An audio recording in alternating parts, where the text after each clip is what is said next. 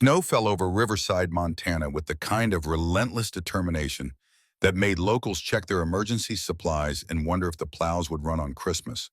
The town sat nestled along the Missouri River, where the water moved dark and cold beneath ice that hadn't fully formed yet, waiting for temperatures to drop another 10 degrees before committing to winter's grip.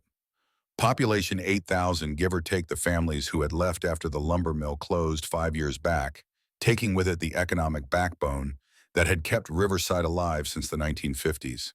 Main Street still tried. Christmas lights hung from lampposts in careful rows, their cheerful glow reflecting off storefront windows that were half occupied and half papered with faded "for lease" signs. The hardware store remained stubborn as the old-timers who ran it. Ray's Fuel and Food did steady business from travelers passing through on Highway 2. Danny's Diner anchored the corner of Main and River Street, steam rising from its kitchen vents into the frigid air, promising warmth and comfort to anyone with enough money to buy it. Sarah Chen moved through the snow with her twins flanking her, like small satellites held in orbit by necessity rather than gravity. Mia walked on her left, 7 years old, with her mother's dark hair and her father's pale skin, a genetic split that seemed to confuse strangers who couldn't immediately place her ethnicity. Jake matched his sister's steps on Sarah's right, quieter than Mia, but watchful in ways that made Sarah's chest ache, because children shouldn't have to be that alert. The cold bit through Sarah's secondhand coat bought 3 months ago from Riverside Thrift for $12 that had felt like an extravagance at the time. Her fingers stayed buried in her pockets, where the left one touched the folded bills she had counted 17 times since leaving the apartment. $23. The entirety of what remained after paying the gas station for this week's shift, after setting aside $15 for groceries that would have to stretch until Monday after calculating exactly how many hours she could afford to run the space heater before the electric bill became impossible. They passed the shuttered mill, its windows dark and accusing, and Sarah remembered when she used to drive past it on her way to Riverside General Hospital, where she had been senior pediatric nurse for 4 years. That version of Sarah seemed like a character from someone else's life, now a woman who wore scrubs that actually fit and carried a salary that meant never having to choose between feeding her children and keeping them warm. Mia's voice cut through the wind. "Mom, I'm hungry." Sarah's throat constricted around the truth she couldn't speak. "We're going to get dinner, sweetheart. Just a little further." Jake said nothing, but his hand found hers and squeezed with understanding that 7-year-olds shouldn't possess. He knew the dinner would be small. He knew his mother was lying about having eaten lunch. He knew, in the way children who have witnessed too much always know, that adults are barely holding things together with duct tape and desperation. Danny's Diner appeared ahead, its neon sign glowing red and green in seasonal colors that had probably been up since Thanksgiving and would stay until New Year's because changing them required effort, and Danny Reeves was 72 and tired. Through the large front windows, Sarah could see families gathered around tables, plates piled with food laughter, visible in the tilt of heads, in the openness of mouths mid-joke. The normalcy of it struck her like a physical blow. She stopped on the sidewalk, her breath visible in white clouds that dissipated before reaching the ground. $23. The menu prices swam through her memory from the last time she had been able to afford eating out 6 months ago, back when she still believed things might stabilize. Burgers were $15. Pasta dishes ran $18. The kids' meals, if they still existed, had been $12 each. Her mental arithmetic was swift and brutal. 2 kids' meals would consume the entire $23 with tax. She would eat nothing, and they would go home to an apartment with no groceries, and 4 days until her next shift at the gas station, where she made $11 an hour cleaning bathrooms and restocking shelves while wearing a vest that said, "Ask me how to save." Mia pressed against her side. "Can we go in? It's really cold." Sarah nodded, because standing outside calculating poverty while her children froze was somehow worse than going inside and facing it. She pushed open the door, and warmth enveloped them like an embrace from a world they no longer belonged to. The smell of grilled meat and fresh bread and coffee made her stomach contract so violently that she had to pause and breathe through her nose until the nausea passed. Eyes turned toward them. Not hostile exactly, but assessing in that way small towns perfected, cataloging the worn coats in 2 thin frames and the particular exhaustion that marked Sarah's face. She felt their judgment settle over her skin like frost, and kept her gaze down as she guided Mia and Jake toward an empty booth near the back wall. The vinyl seats had been repaired with duct tape that stuck to her jeans when she slid in. Mia and Jake crowded together on the opposite bench, their eyes already drawn to the laminated menus standing between the salt and pepper shakers. Sarah reached for one with hands that trembled, despite her best efforts at control. The prices had increased. Of course they had. Burgers were now $16, pasta $20. The kids' meal she had been counting on didn't exist anymore, replaced with a note that said, "Children's portions available upon request," which was restaurant code for same price, smaller serving. Her vision blurred at the edges. She blinked hard and felt moisture gather along her lashes that had nothing to do with the temperature shift from outside. The $23 in her pocket suddenly felt like Monopoly money, colorful and useless, a joke currency that couldn't purchase safety or stability or the simple dignity of feeding your children on Christmas Eve. Mia pointed at a photo of a cheeseburger with enthusiasm that broke Sarah's heart into smaller and smaller pieces. "Mom, can I get this one? It has bacon." Jake's eyes found hers and something passed between them, her son and her, a silent communication that said he understood they couldn't afford it, but he wouldn't say anything to make his sister sad. He was 7 years old and already learning to manage expectations and swallow disappointment and protect his mother from the weight of her own failure. Sarah's hands moved to her purse fingers, finding the bills and counting again, as if the total might have changed through prayer or magic, or the intervention of a god she had stopped believing in when the hospital administration had fired her for telling the truth. 8 months ago, she had been Sarah Chen RN, making $62,000 a year, with health insurance and a 401k, and the kind of middle-class security that lets you sleep without calculating whether you could afford tampons next month. She had worked pediatrics because she loved children, loved the way their resilience defied every terrible thing the world threw at them, loved being part of their healing. Then she had noticed the pattern. Dr. Raymond Blackwell, chief physician, writing prescriptions for Oxytrol when standard acetaminophen would suffice. Expensive medications for conditions that didn't warrant them. Kids leaving with pills their parents couldn't afford and didn't need. Sarah had pulled charts, compared notes, spent 3 weeks documenting before approaching Blackwell directly. His response had been immediate and cold. "You're overstepping, Nurse Chen. Physicians determine treatment protocols, not nursing staff." But Sarah had seen the PharmaCorp representative leaving Blackwell's office twice that week with briefcases and smiles that reeked of kickback arrangements. She had done the math on how many unnecessary prescriptions would add up to the new Tesla Blackwell was driving. She had thought about the parents struggling to pay for medications their children didn't need and made a choice. She went to Hospital Director Thomas Reed with her documentation. Spreadsheets showing prescription patterns, pharmaceutical rep visit logs, cost analyses demonstrating clear overprescription. Reed had listened with an expression Sarah had mistaken for concern, but which she now recognized as calculation. 2 weeks later, Sarah was called into HR. Termination for violation of patient confidentiality. The accusation was absurd and unsupported, but they had lawyers and she had medical school debt and a mortgage. Fighting meant legal fees she couldn't afford. Keeping quiet meant a neutral reference letter and the possibility of finding work elsewhere. She had signed the severance agreement for $12,000 that disappeared into 3 months of mortgage payments before the house went into foreclosure. She had applied to every hospital within a 100-mile radius and discovered that blacklisting wasn't illegal if everyone just quietly agreed never to hire you. She had watched her savings evaporate. She had sold the house at a loss and moved into the apartment. She had taken the job at Ray's Fuel and Food and tried to ignore how her nursing degree felt like a noose around her neck, reminding her daily of everything she had lost. And through it all, Marcus had gotten worse. Her husband of 9 years had tolerated her nursing career when it meant contributing to household income. But the moment she lost it, his resentment crystallized into something uglier. The verbal abuse that had always simmered beneath their marriage boiled over into accusations and insults, and screaming matches that made the children hide in their bedroom with pillows over their ears. "You're useless. You cost us everything.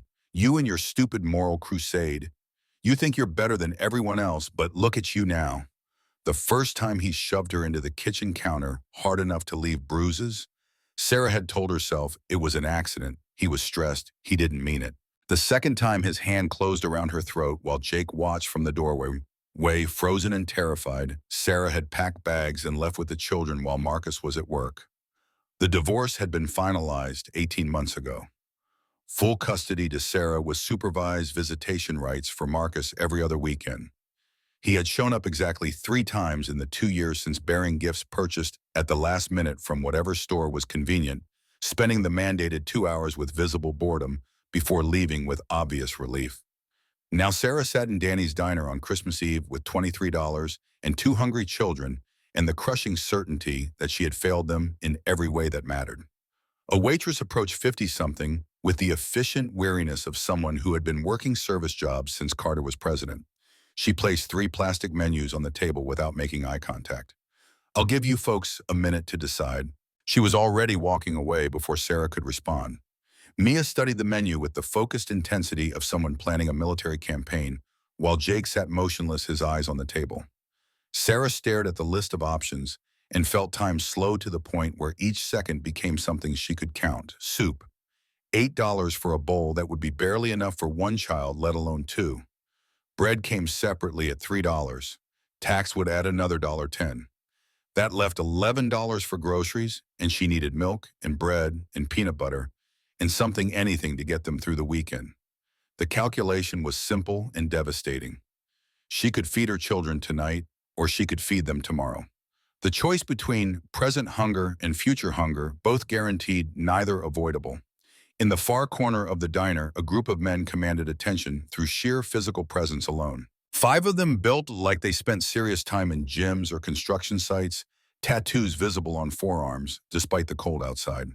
Their laughter carried across the restaurant, not aggressive, but impossible to ignore, the kind of male camaraderie that took up space without apology.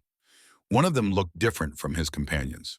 Older, maybe mid-40s, with a shaved head that showed scars from fights or accidents, forearms thick as Sarah's thighs, hands that could probably palm a basketball without effort. He wore a leather jacket despite the indoor warmth, and there was something in his stillness that contrasted with the movement around him. Those eyes tracked to Sarah's booth and lingered. She felt the assessment like a physical touch, and her shoulders tense with defensive instinct born from 2 years of Marcus's unpredictable rage. But the man's expression held no threat. Instead, there was something else. Something that looked almost like recognition, though Sarah knew with certainty they had never met.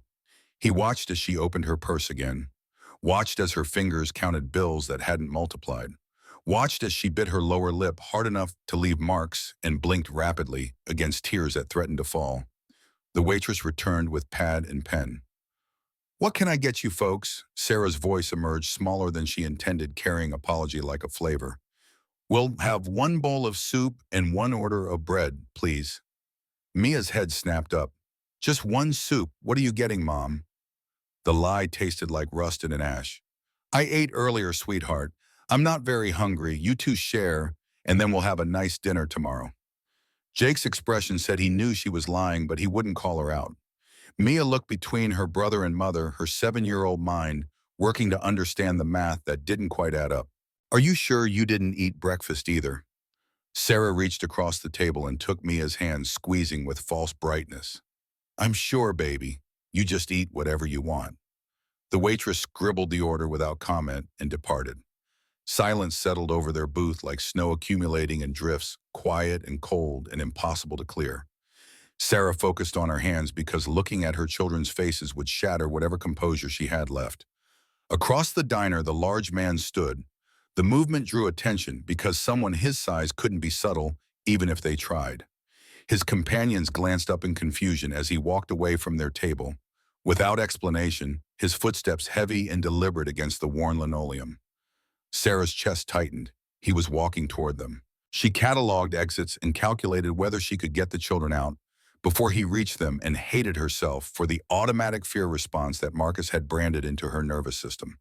But the man walked past their booth without slowing and headed instead toward the counter where Danny Reeves stood near the register. The conversation was quiet, the man leaning in to speak directly to Danny, whose weathered face cycled through surprise and understanding. Sarah watched peripherally, not wanting to stare, but unable to completely ignore the exchange. Money changed hands more than she could count from this distance, bills that looked crisp and new. Danny picked up the phone behind the counter and dialed. The conversation lasted perhaps 30 seconds before he nodded and hung up. He said something else to the large man who nodded once and returned to his table. Sarah's attention snapped back to her own booth when the waitress reappeared, carrying a tray that couldn't possibly be their order. A bowl of soup and bread would fit on a single plate. This tray overflowed with food. 2 cheeseburgers with bacon, exactly like the one Mia had pointed at. Crispy fries piled high. Chocolate milkshakes thick enough that the straws stood upright. A slice of apple pie with ice cream melting along the edges. The waitress set the tray down with practiced efficiency, courtesy of the gentleman in the corner. She gestured toward the table where the large man sat with his companions. He wasn't looking at them, now engaged in conversation with his friends, but Sarah knew immediately which one she meant. Her first instinct was refusal. Pride demanded she send it back, that she not accept charity from strangers, that she maintain whatever dignity remained when you were counting dollars in a diner on Christmas Eve. But Mia and Jake were already leaning forward, their eyes wide with the kind of wonder that made Sarah's throat close completely. Jake whispered, "Mom, is this really for us?" Sarah looked at the food, looked at her children, looked at the $23 still clutched in her hand that suddenly felt heavier than it should, looked across the diner at the man who had apparently decided they deserved a Christmas miracle. He met her gaze then, and something in his expression stopped her refusal before it could form. Not pity, not condescension, just simple human recognition of a mother who couldn't feed her children, and the understanding that sometimes accepting help was braver than refusing it. Her voice came out rough with emotion she couldn't contain. "Yes, baby, it's for us." Mia didn't wait for further confirmation. She grabbed a fry and bit into it with pure joy that made Sarah simultaneously grateful and devastated. Jake was more hesitant, glancing at his mother for permission that went deeper than the food itself. Sarah nodded and tears finally spilled over despite her best efforts. She wiped them quickly, but more came silent and relentless. The waitress had already disappeared, giving them privacy or avoiding discomfort, and Sarah was left sitting in a booth with food she hadn't paid for, while her children ate with the kind of enthusiasm that proved exactly how hungry they had been. She picked up her burger with shaking hands. The first bite tasted like salvation and humiliation in equal measure. She had forgotten what it felt like to eat without calculating cost to taste food rather than merely consume fuel. The flavor was almost overwhelming, salt and grease, and the particular comfort of hot food on a cold night. Mia talked through mouthfuls about school and her friend Jessica and whether Santa would really come tonight, or if that was just for kids with chimneys. Jake ate more quietly but with steady determination, and Sarah recognized in his methodical consumption the same survival instinct she carried, the knowledge that food should never be wasted because you never knew when it might appear again. 20 minutes passed. The food disappeared. Mia and Jake leaned back in the booth with the particular satisfaction of full stomachs, their faces carrying an ease Sarah hadn't seen in months. She forced herself to finish her portion, despite her stomach rebelling against the sudden abundance after weeks of careful rationing. The waitress returned with a coffee pot. "Refill, dish." Sarah hadn't ordered coffee, but a cup sat in front of her, steam rising invitingly. She nodded and watched dark liquid fill the mug. "That man," Sarah's voice was barely audible. "Can you tell him thank you?" The waitress glanced toward the corner table and something shifted in her expression. "He said you might try him. Said to tell you it's Christmas and everyone deserves a good meal. Said not to worry about it." She walked away before Sarah could respond. The coffee was hot and strong and exactly what she needed. She wrapped both hands around the mug and let the warmth seep into her palms while watching her children relax into the kind of contentment that should be ordinary but had become extraordinary. Her phone buzzed in her pocket. Sarah pulled it out and saw a text from Ralph Henderson, her landlord. The preview made her breath catch. She opened the full message with fingers that had started trembling again. "Sarah, someone just paid your December rent. 800 showed up in my account with a note saying it's from a friend. Merry Christmas." The coffee mug nearly slipped from her grip. $800. Her rent that was due in 3 days. The payment she had been losing sleep over, calculating whether she could ask Ralph for an extension whether she could pick up extra hours, whether they would end up homeless by New Year's. Someone had paid it, the same someone who had bought their dinner. The man in the corner who was now standing again, his companions gathering their coats and preparing to leave. Sarah acted on instinct. She slid out of the booth and crossed the diner before conscious thought could stop her. The man was shrugging into his leather jacket when she reached him, her small frame forcing her to look up to meet eyes that were surprisingly gentle for someone who looked like he could bench press a motorcycle. "I don't know how to thank you." His voice was deeper than she expected, carrying the gravel of someone who had spent years speaking over engine noise and crowd roar. "No thanks needed, it's Christmas." Sarah's hands twisted together. "You paid our rent. The text from my landlord. That was you." He glanced toward the counter where Danny was watching with an expression Sarah couldn't quite read. "Just wanted to make sure you and the kids have a roof over your heads. Rough time of year to worry about that. But why you don't know us? We're complete strangers." Something passed across his face, then memory, or pain, or both. "I know enough. I know what it looks like when a mother can't afford to feed her children. I know because I've been the kid watching his mom make that same choice." The words hit Sarah like a fist. She opened her mouth, but nothing emerged except a small sound that might have been a sotba, a thank you, or just wordless gratitude too large for language. One of his companions called from the door. "Thunder, we heading out or what?" Thunder. The nickname fit him somehow. The man nodded toward his friends, then looked back at Sarah. "Merry Christmas, ma'am. Take care of those kids." He was walking away before she could form a coherent response. Sarah stood in the middle of Danny's diner, watching 5 strangers disappear into the snowy night, and felt something fundamental shift in her chest. The despair that had been her constant companion for 8 months cracked just enough to let in a sliver of something else. Not hope exactly, something more fragile than that. The possibility that maybe they would survive this. She returned to the booth where Mia and Jake waited. The bill sat on the table, a single slip of paper that showed zero balance paid in full with a handwritten note at the bottom. "Family looks out for family. Iron Brotherhood." Sarah stared at those words until they blurred. Family looks out for family. They weren't family. They were strangers in a diner who happened to witness her lowest moment. But somehow that made the gesture more powerful, not less. Sometimes the people who save us are the ones who remember when no one saved them. Mia tugged her sleeve. "Mom, can we go home now? I'm sleepy." Sarah gathered their coats and helped the children bundle against the cold. The snow had intensified, fat flakes falling so thick that visibility dropped to maybe 30 feet. The streets were empty, everyone sensible, already home with their families, celebrating holidays that looked nothing like Sarah's fractured reality. They walked in silence, Mia and Jake flanking their mother as they had on the journey to the diner, but different now, fed and warm, and carrying the knowledge that strangers could be kind. Sarah's mind churned through calculations that had shifted. The $23 was still intact. The rent was paid. They had food in their stomachs. It wasn't stability, not really, but it was breathing room she hadn't had that morning. The apartment was 3 blocks north past the boarded mill and the empty lot where the old pharmacy used to stand before the fire. Sarah kept to the main streets where streetlights offered some illumination against the darkness.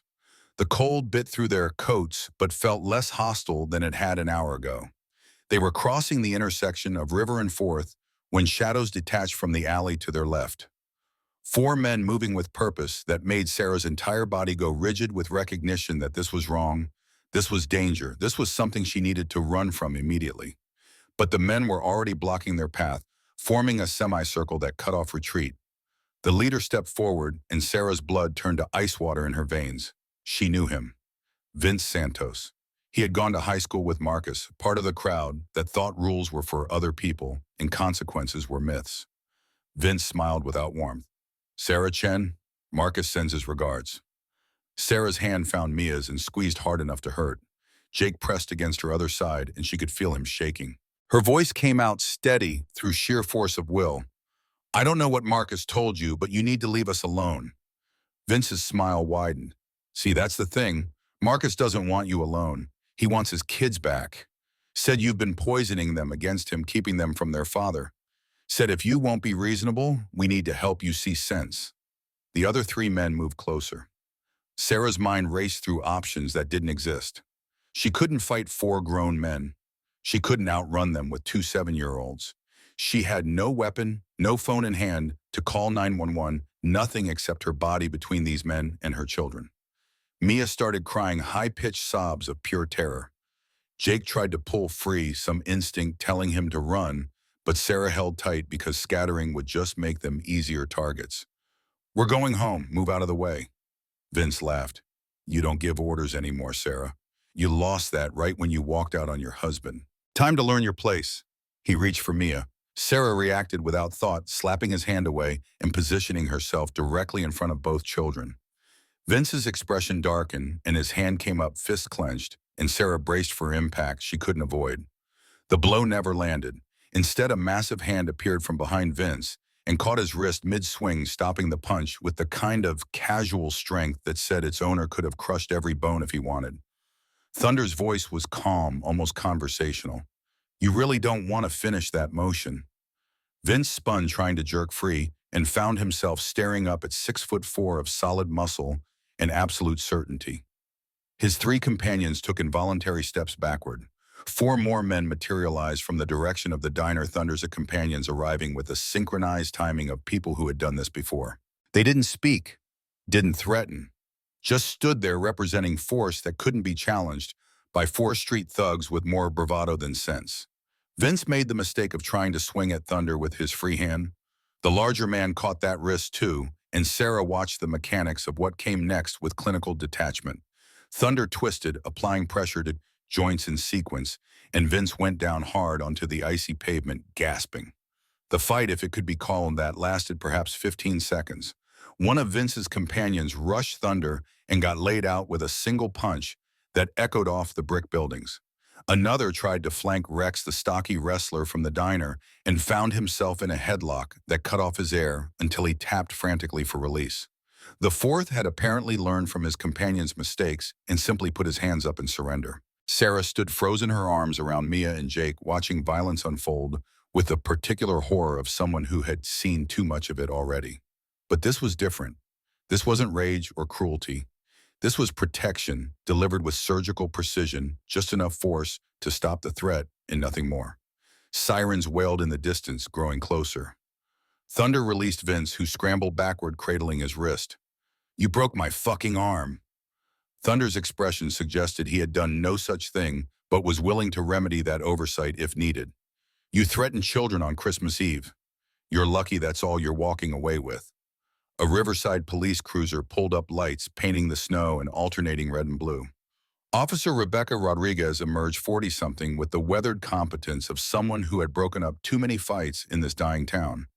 Her eyes took in the scene with quick assessment. "Someone want to tell me what's happening here?" Vince started talking immediately, his version a garbled mess of accusations that Sarah had attacked them, that the wrestlers were assaulting innocent people, that this was all a misunderstanding. Rodriguez's expression suggested she was buying exactly none of it. Thunder spoke quietly. "These four men surrounded this woman and her children.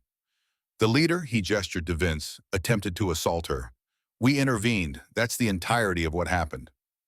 Rodriguez looked at Sarah. "That accurate?" Sarah nodded, her voice emerging shaky. "They said Marcus sent them. My ex-husband. They were trying to, I don't know, take the kids or scare me or something." Recognition flashed across Rodriguez's face. She had been one of the officers who responded to domestic calls at Sarah's old house, back when Marcus's rages had gotten loud enough for neighbors to notice. "Marcus Chen is your ex?" "Yes." Rodriguez's attention shifted to Vince. "You know Marcus Chen?" Vince's silence was answer enough. Rodriguez pulled out her radio and called for backup, then turned to the other three men. "You three against the wall, hands where I can see them." They complied with varying degrees of reluctance. Rodriguez approached Vince. "You're under arrest for attempted assault and attempted kidnapping. You have the right to remain silent." The Miranda warnings faded to background noise as Sarah felt her legs finally give out. She would have fallen if Thunder hadn't been there, his hand steady under her elbow, keeping her upright, while her children clung to her coat. "I've got you." His voice was low enough that only she could hear. "You're safe." A second police car arrived, then a third. Statements were taken. Vince and his companions were loaded into cruisers with hands cuffed behind backs. Rodriguez took Sarah aside, her expression carrying professional sympathy that probably meant she had seen this pattern before. Sarah, this is escalation. Marcus sending people to intimidate you, that's serious. You need to file a restraining order. Sarah's laugh came out bitter. I have a restraining order. It expires next month, and he hasn't violated it personally. These men have nothing connecting them to him except my word against theirs. Rodriguez's jaw tightened. Vince Santos has a record. Assault, intimidation for hire. He's not doing this for free. We'll get bank records, see if money changed once. But Sarah, she paused, making sure Sarah was actually listening. You can't go home tonight. If Marcus knows where you live, and he clearly does, it's not safe. Thunder stepped closer. We have a place. Safe house for situations exactly like this. Iron Brotherhood runs it for domestic violence survivors. Haven House about 10 miles outside town. You and the kids can stay there tonight as long as you need, really, until we figure out next steps. Sarah looked between Thunder and Rodriguez, her mind too overwhelmed to process decisions. Rodriguez gave a small nod. I know Haven House. It's legitimate, got state licensing and everything. You'd be safe there, Thunder. Mia whispered, Mom, I'm scared. The decision crystallized. Sarah nodded. Okay, yes. Thank you.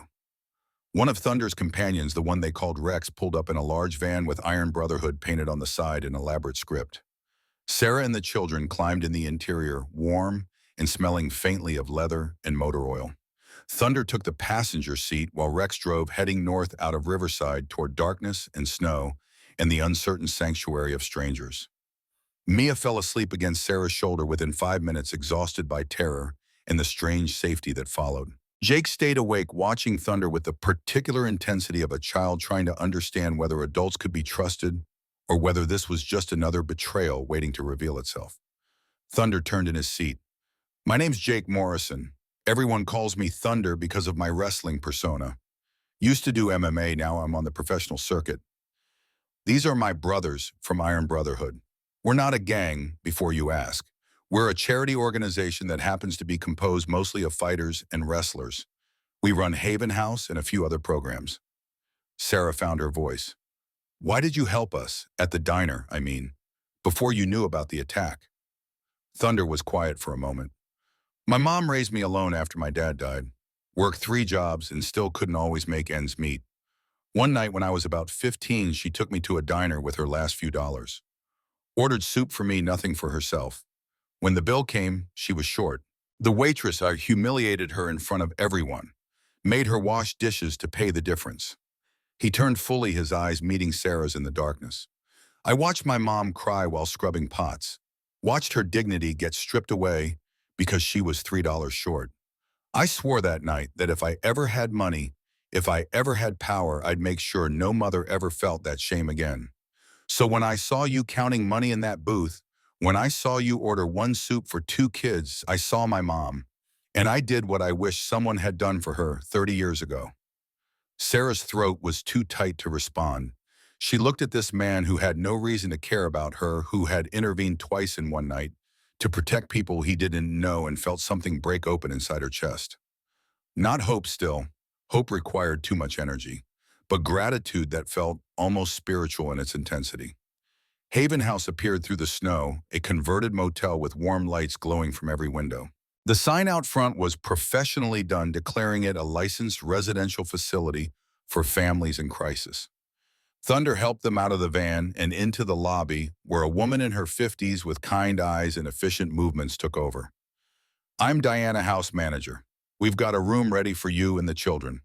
Private bathroom, clean beds, locks on the door that only you control. You're safe here. Sarah followed Diana down a hallway painted in soft blues, past other doors where other families were presumably sleeping or trying to. The room was small but clean, 2 beds with thick comforters, a small table with chairs, a bathroom that looked recently renovated. Diana set towels on the dresser. Breakfast is at 8 in the common room, but if you need to sleep in, that's fine too. There's no schedule, no rules, except be respectful of other residents.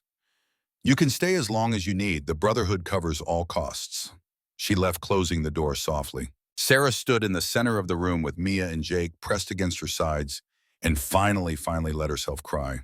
Not quiet tears this time, but wrenching sobs that came from 8 months of holding everything together while everything fell apart. The children cried with her, their small bodies shaking. They stood together in that room in Haven House and grieved for normal lives that had been stolen for safety, that had been shattered for a future that looked nothing like what Sarah had imagined when she married Marcus, or when she held her newborns, or when she pinned on her nursing badge for the first time. Eventually, the tears stopped. Sarah helped the children into one bed and tucked them in with the kind of care that felt like armor against the world. They fell asleep instantly exhausted beyond the capacity for nightmares. Sarah sat on the other bed and pulled out her phone. One text message from an unknown number. She opened it knowing what it would say before reading the words. "You can't hide forever. I'm coming for my children. You'll regret ever crossing me. Merry Christmas, Sarah." Her hands shook holding the phone. Marcus. Of course it was Marcus. The attack hadn't been random intimidation. It had been calculated revenge, the opening salvo in a war she didn't have resources to fight. He had money from his sales job in Seattle. He had connections. He had rage and time, and the particular cruelty of someone who measured love in terms of control. Sarah looked at her sleeping children and felt something harden inside her chest. She had lost her career protecting children she didn't know. She had lost her house and her savings and her sense of safety. But she could not lose Mia and Jake to a man who saw them as possessions rather than people. Her phone buzzed again. Different number. She opened it cautiously. "This is Jake Morrison. Officer Rodriguez gave me your number. Hope that's okay. Just wanted you to know you're not alone in this. Whatever comes next, Iron Brotherhood has your back. Sleep well. You're safe tonight." Sarah read the message 3 times. Sleep well. You're safe tonight. 2 simple sentences that felt like a lifeline thrown to someone drowning in deep water. She saved the number and set the phone aside. Tomorrow would bring police statements and court filings and the beginning of a legal battle she had no idea how to navigate. Tomorrow would bring rent that was paid and groceries she could afford and the question of how to rebuild a life from ashes. Tomorrow would bring fear and uncertainty and all the practical realities of single motherhood in a town with no jobs and an ex-husband who had just declared war. But tonight in this room with locks, she controlled with her children, breathing steady, in sleep nearby with the knowledge that somewhere in Riverside there were people who had chosen to protect her for no reason except it was the right thing to do. Sarah Chen allowed herself to believe in one more day. She lay down on the bed fully clothed and closed her eyes. The last conscious thought before sleep claimed her was the memory of Thunder's words in the van. "Sometimes the people who save us are the ones who remember when no one saved them. Family looks out for family, even when that family is built from kindness between strangers on the coldest night of the year." The snow continued falling outside Haven House, covering Riverside in white silence, and Sarah slept without nightmares for the first time in 8 months. Christmas morning arrived without fanfare. Sarah woke to gray light filtering through Haven House curtains in the disorienting confusion of unfamiliar surroundings before memory crashed back. The attack, thunder, the text from Marcus. Her body ached from tension that had persisted even through sleep muscles, coiled tight against threats both real and imagined. Mia and Jake still slept in their bed, curled around each other like puppies seeking warmth. Sarah watched them breathe and felt the familiar weight of maternal terror settle across her shoulders. How did you protect children from their own father?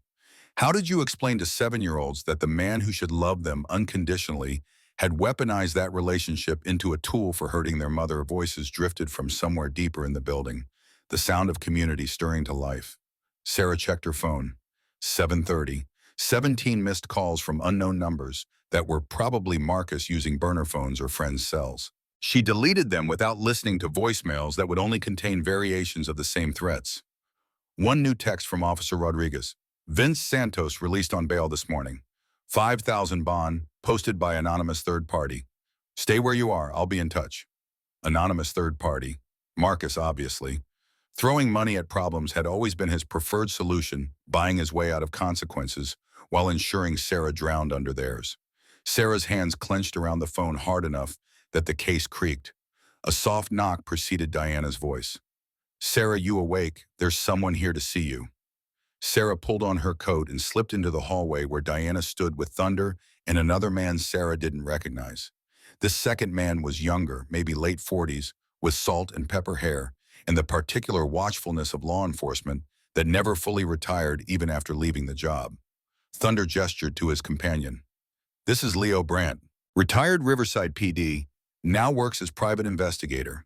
He's helped Iron Brotherhood with background checks for Haven House residents, that kind of thing.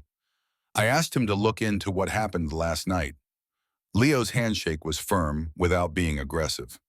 Ms. Chen, I pulled some information on Vince Antos. You should probably sit down for this. They moved to Haven House's common room, a space that tried for warmth with donated furniture and children's drawings taped to walls. Coffee sat brewing on a counter that had seen better decades. Sarah poured herself a cup with hands that had started trembling again.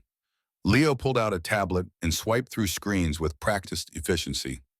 Vince Santos has an interesting resume. 3 assault charges, 2 stuck.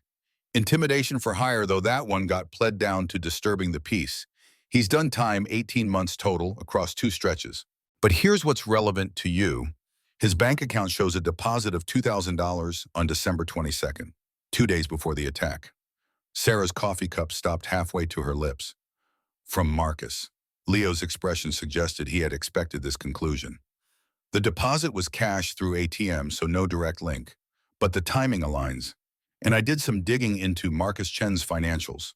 He withdrew $2,500 on December 20th from his Seattle bank account. Thunder leaned forward. So Marcus hired Vince to scare Sarah or grab the kids. That's conspiracy to commit kidnapping at minimum. Leo nodded slowly. In theory. In practice, proving Marcus paid Vince requires more than circumstantial timing. We need Vince to flip, give testimony that Marcus hired him. But Vince has loyalty to old high school connections and no incentive to cooperate when Marcus just bailed him out. Sarah set her cup down before she dropped it. The reality of her situation was crystallizing with brutal clarity. Marcus had money connections and willingness to break laws as long as he could avoid direct consequences.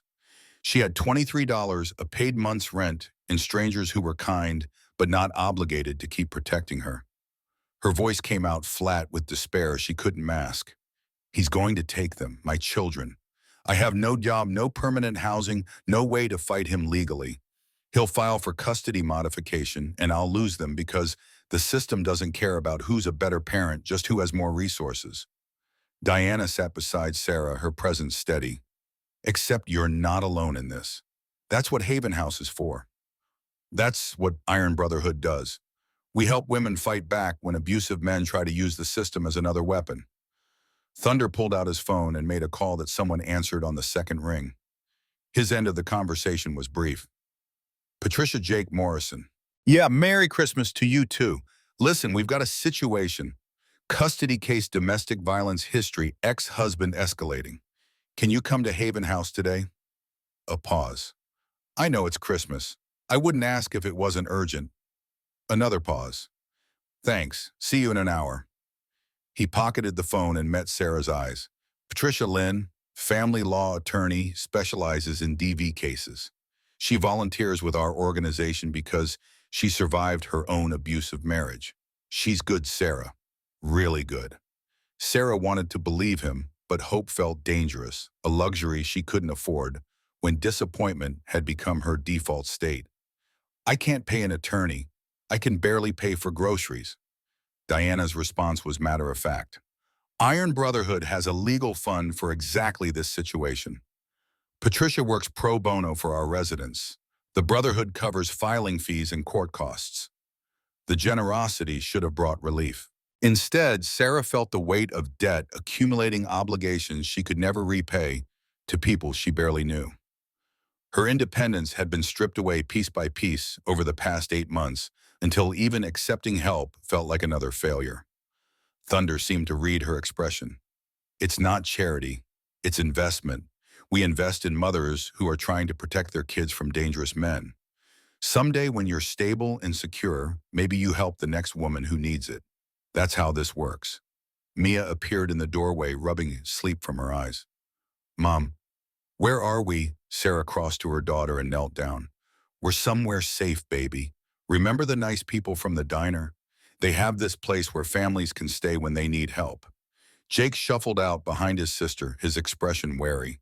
He had inherited Marcus's ability to sense tension in adults, to read the unspoken currents that children weren't supposed to notice. Is Dad coming here? The question landed like a punch. Sarah pulled both children close. No, sweetheart. Your dad doesn't know where we are, and he can't come here even if he found out. There are rules about that. Thunder stood and moved toward the door, giving them space. I'll be back when Patricia arrives. Diana will get you folks some breakfast. The next hour passed in a blur of mundane activities that felt surreal given the circumstances. Sarah helped Mia and Jake navigate the breakfast buffet in Haven House's dining area, where other residents moved through their own crises with the particular exhaustion of women who had run out of options. A teenager with a black eye that was yellowing around the edges. A woman in her 60s with hands that shook when she poured orange juice. 3 small children who played with donated toys while their mother stared at nothing with the expression of someone who had checked out mentally to survive. Sarah recognized herself in all of them. The shared experience of intimate partner violence created a sisterhood nobody wanted to join but couldn't escape once initiated. They nodded at each other in passing, acknowledging kinship without demanding stories that were too raw to speak aloud. Patricia Lynn arrived at 9:30 carrying a briefcase that looked expensive and wearing jeans that suggested she had indeed been pulled away from family Christmas. She was 40 Asian American like Sarah with short hair and an expression that balanced compassion with the particular hardness of someone who had learned to fight in courtrooms. They sat in a private office that Diana made available just Sarah and Patricia across a desk that had seen countless similar conversations. Patricia pulled out a legal pad and clicked her pen with practiced efficiency. Tell me everything. Start with when you met Marcus and don't leave anything out. The case we build depends on details. Sarah took a breath and began the story she had told in fragments to police and social workers and hospital staff, but never in its entirety to someone who was listening not to judge, but to strategize. The early relationship when Marcus had been charming and attentive, the red flags she had ignored because she was 23 and thought love meant compromising yourself.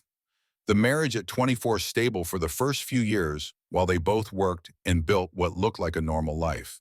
The shift after the twins were born when Marcus's resentment began showing cracks.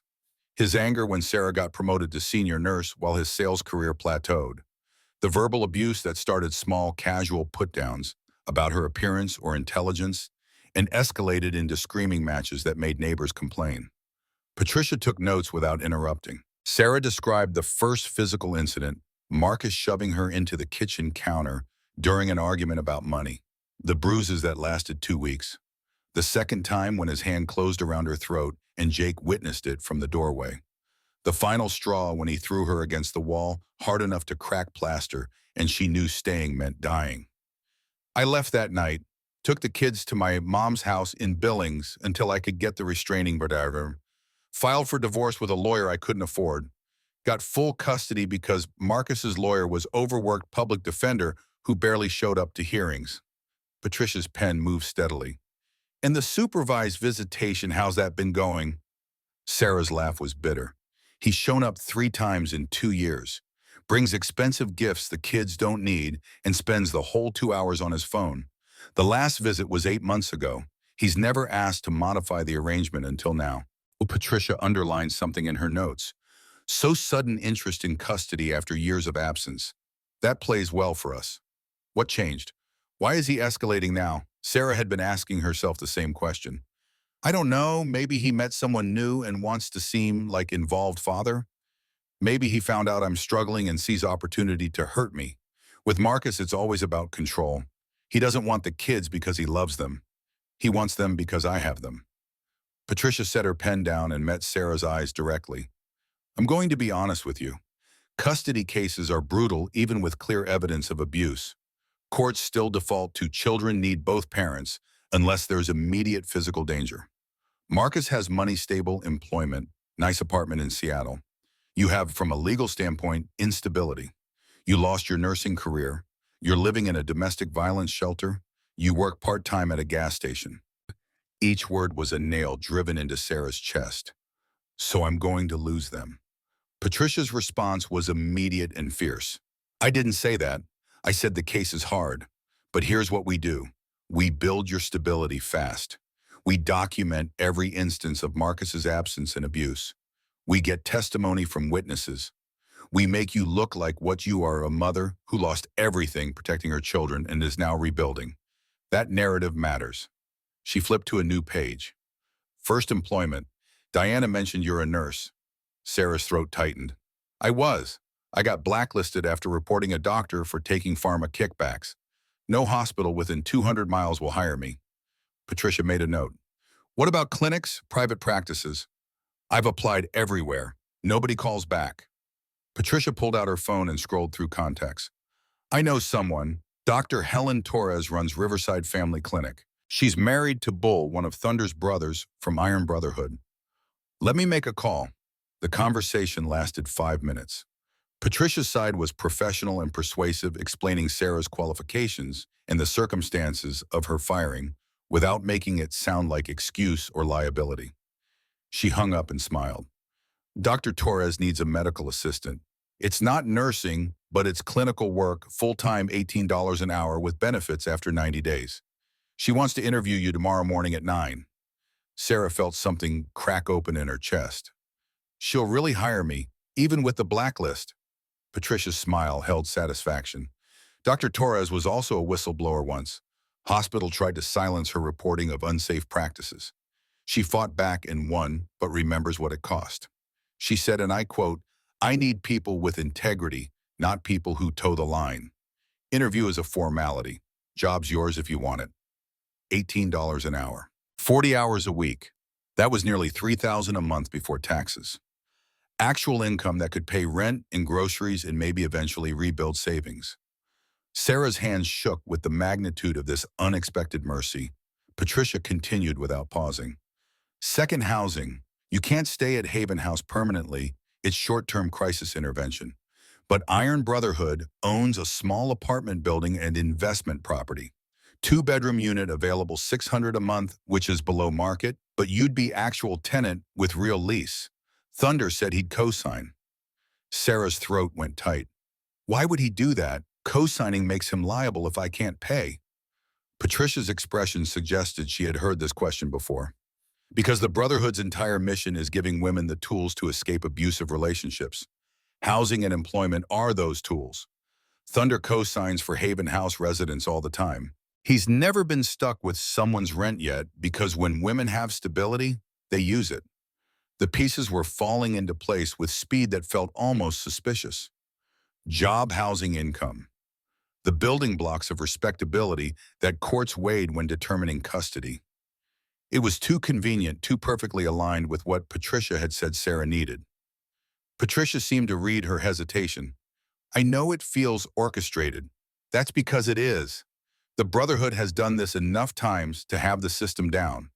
They're not doing it for you specifically, Sarah. They're doing it because this is what works.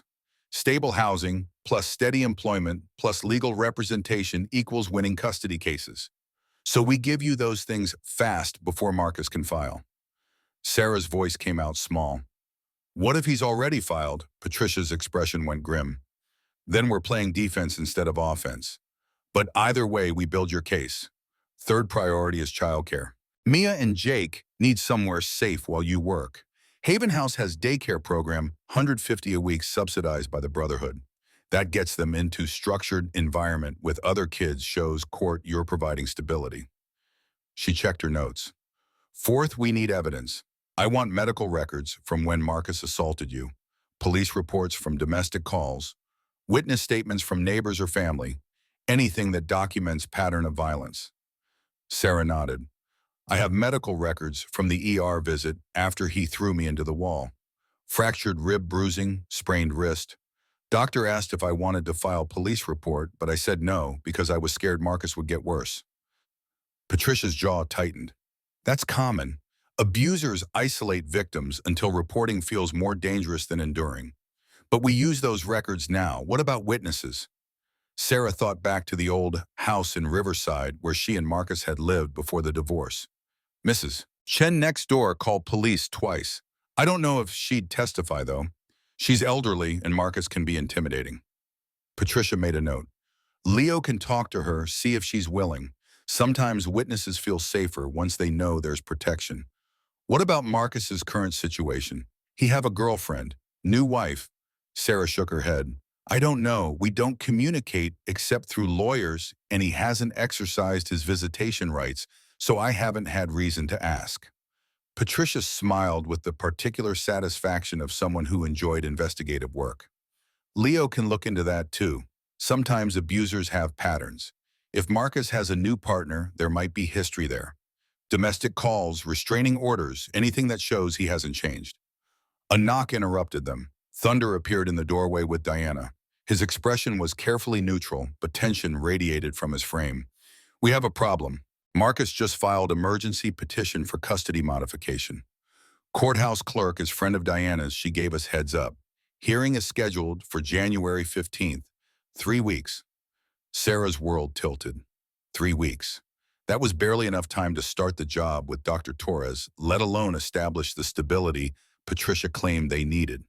Her breath came shallow and fast, panic narrowing her vision to a tunnel.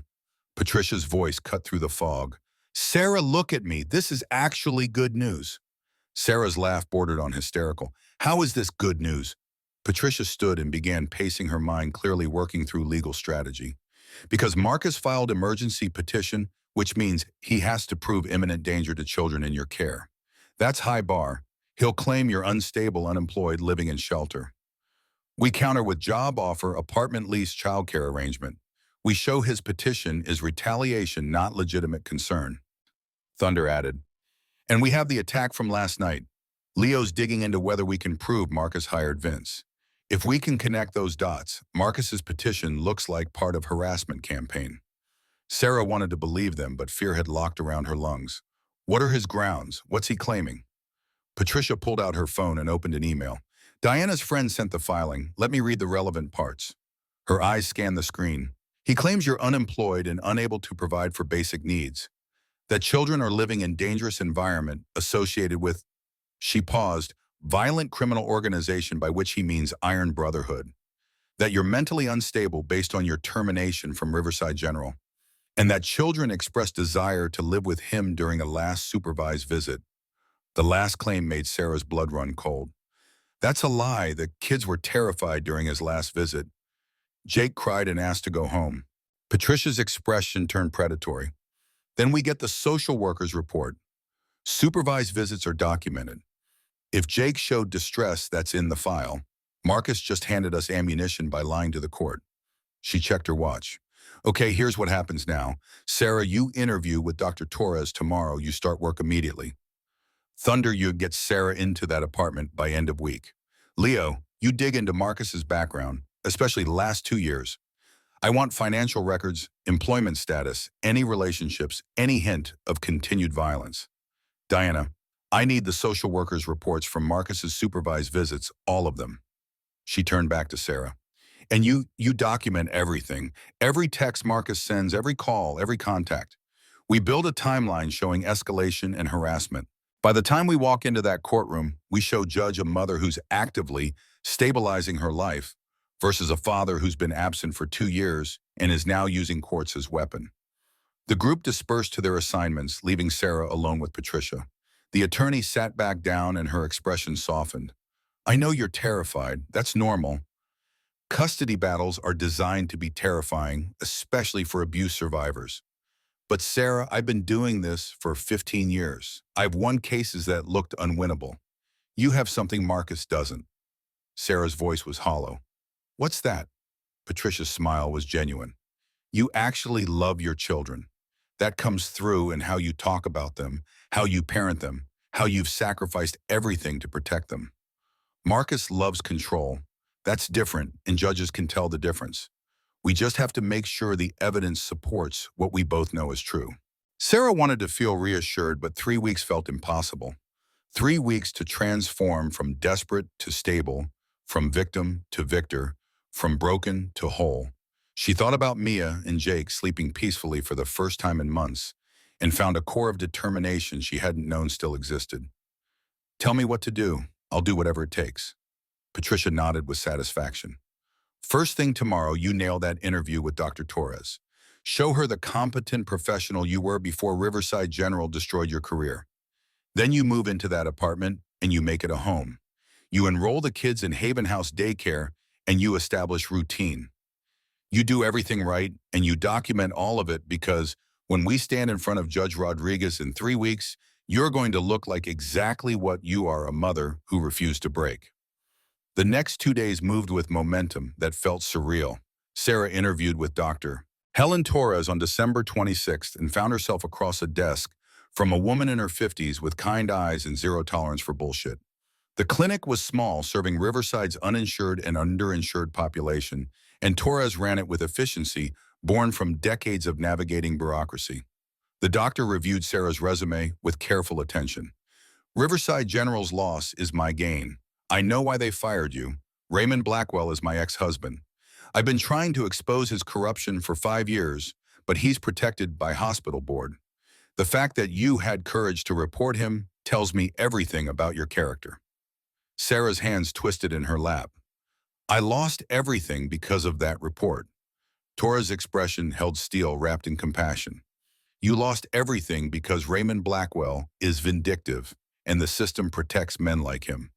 But you didn't lose your integrity or your skills. I need a medical assistant who actually gives a damn about patients. Job's yours, 18 an hour, 40 hours a week, benefits after 90 days. You start Monday. Sarah felt tears threaten and blinked them back. Thank you. You have no idea what this means. Torres' smile was wry. I have exactly idea what this means. Bull told me about your custody situation. I'll provide letter to court confirming your employment and character if you need it. We women have to stick together against the Raymond Blackwells and Marcus Chens of the world. 2 days later, Sarah moved into apartment 2B in the building Iron Brotherhood owned. The unit was small but clean, 2 bedrooms, kitchen with appliances that actually worked, bathroom with hot water that didn't run out after 5 minutes. Thunder co-signed the lease without hesitation and helped Sarah move in the donated furniture Haven House provided. Mia and Jake explored their new home with cautious excitement, each claiming a bedroom and arguing over who got the one with better closet space. Normal sibling conflict that felt like a miracle after months of them being too scared to make noise that might attract Marcus's attention. Thunder carried in the last box and set it on the kitchen counter. You need anything else, you call. My number's on the lease. I'm serious about that, Sarah. Day or night, you need help, you call. Sarah met his eyes and saw a genuine concern that had nothing to do with obligation or pity. Why are you doing all this? You don't even know me. Thunder was quiet for a moment. My mom died when I was 19. Heart attack brought on by decades of stress and poverty and working herself to death. I was too young to help her when she needed it. Couldn't get her out of that situation, couldn't give her the stability she deserved. So now I do for other mothers what I couldn't do for mine. His voice roughened.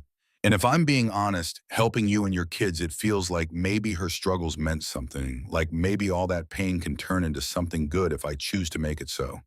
Sarah found herself stepping forward and hugging him, this man who had saved her family twice in 3 days. Thunder's arms came around her carefully, his strength gentle, and for a moment Sarah let herself be held by someone who expected nothing in return. When they separated, Thunder cleared his throat. Patricia wants to meet tomorrow about trial prep, and Leo found something on Marcus, something you need to hear. The meeting happened at Patricia's office, a cramped space above the Riverside pharmacy that smelled like old books and determination. Leo arrived with his tablet and an expression that suggested he had hit investigative gold. Marcus has a girlfriend, Vanessa Reed, 26, real estate agent in Seattle. They've been together about 8 months based on social media. But here's what's interesting. He swiped through photos.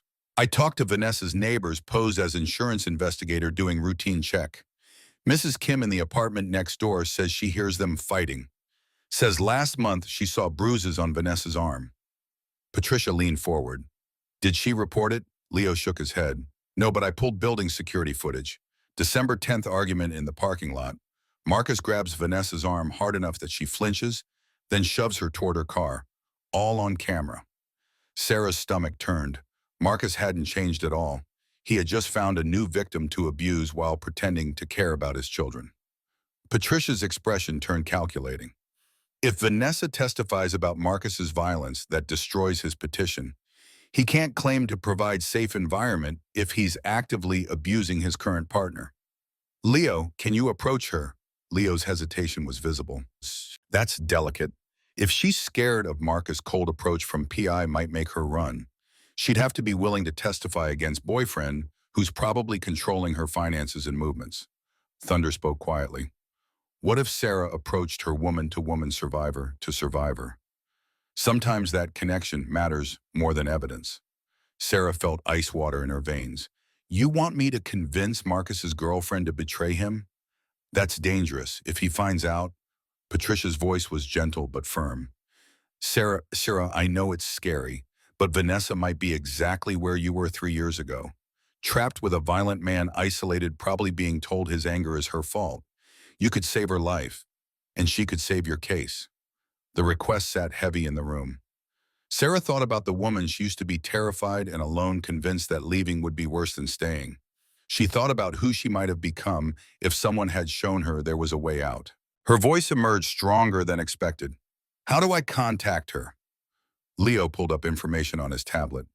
She works at Premier Properties in Capitol Hill. Usually they're Tuesday through Thursday. I can set up meetings, say you're interested in buying property, get you FaceTime. Patricia added, but Sarah, you need to be careful. If Marcus finds out you approached Vanessa, he could use it as evidence of harassment. Everything has to be her choice, her testimony, her decision to leave. Sarah nodded, understanding. The plan was set for the following Tuesday, 5 days away, and 10 days before the custody hearing. Meanwhile, life developed its own momentum. Sarah started work at Dr. Torres's clinic and found herself sliding back into medical assistant rhythms with ease that surprised her. The work was satisfying in ways the gas station never could be, using skills she had thought were dead, along with her nursing career. Mia and Jake thrived in Haven House Daycare, making friends with other children whose mothers were also rebuilding lives from ruins. They came home with finger paintings and stories about new games, slowly relaxing into the kind of childhood that should have been ordinary. But Marcus's presence loomed over everything. His texts continued escalating, from threats to pleading to rage and back again, in cycles that Sarah recognized from the marriage. She documented every message as Patricia instructed, building evidence of harassment that courts might actually care about. On January 3rd, the first supervised visit post-filing occurred at Haven House under social worker Ms. Anderson's watchful eye. Marcus arrived in expensive suit, carrying wrapped presents that reeked of last-minute purchase. iPad for each child, winter coats with designer labels, toys marketed to demographics that had nothing to do with Mia and Jake's actual interests. He played devoted father for the social worker's benefit, asking about school and hobbies with false enthusiasm that made Sarah's skin crawl. But when Ms. Anderson stepped out briefly to take a phone call, Marcus's mask slipped. His whisper was venom. You think you can win? I'll bear you, Sarah. I have money, lawyers, resources. You have nothing. By the time I'm done, you'll be lucky to get supervised visits while I raise our children the way they should have been raised.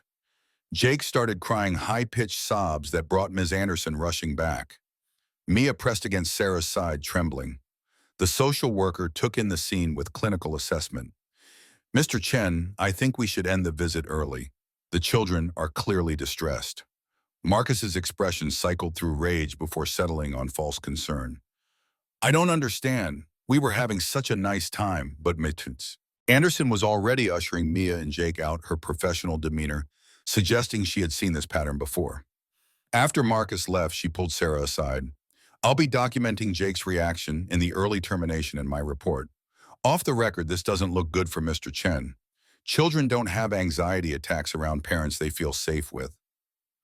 5 days later, Sarah stood outside Premier Properties in Seattle's Capitol Hill neighborhood, her heart hammering against her ribs. Thunder had driven her, waiting in the car while she went inside to request meeting with Vanessa Reed about property search.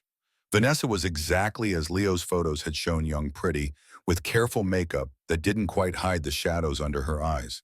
She led Sarah to a small office and began the standard realtor pitch about market conditions and interest rates. Sarah interrupted. I'm not actually here to buy property. I'm here because we have something in common. Vanessa's expression went wary. Mom, I don't understand. Sarah took a breath and spoke the truth. We're both involved with Marcus Chen. I'm his ex-wife. You're his current girlfriend, and I think he's hurting you the same way he hurt me. The color drained from Vanessa's face. You need to leave. Sarah stayed seated. The bruises on your arm last month. The argument in the parking lot where he shoved you. I know because I've been there, Vanessa. I know what it's like to make excuses for his rage, to think maybe you provoked it, to believe he'll change. Vanessa's hands shook. How do you know about that? Sarah's voice was gentle. Because I'm fighting him for custody of our children, and I had an investigator look into his current situation. And what we found is a man who hasn't changed at all despite 2 years of court-ordered anger management. Tears filled Vanessa's eyes. If Marcus finds out you came here— Sarah reached across the desk. He doesn't have to know. But Vanessa, there's a custody hearing in 10 days. Marcus is trying to take my children despite not seeing them for months. He's claiming he provides safe environment while he's actively abusing you. If you testify about his violence, you could stop him from getting custody. And more importantly, you could save yourself. Vanessa pulled her hand back. You don't understand. Marcus controls everything. My apartment, my car lease.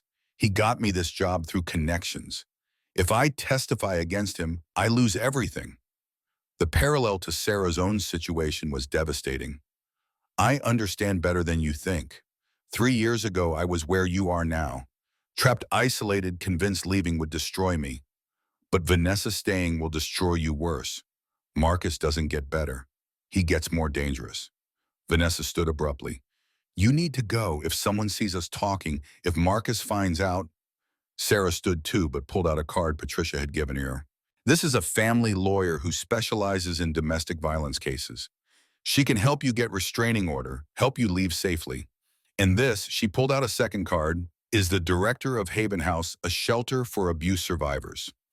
You call either of these numbers, you'll have protection. She set both cards on the desk and walked to the door. Before leaving, she turned back.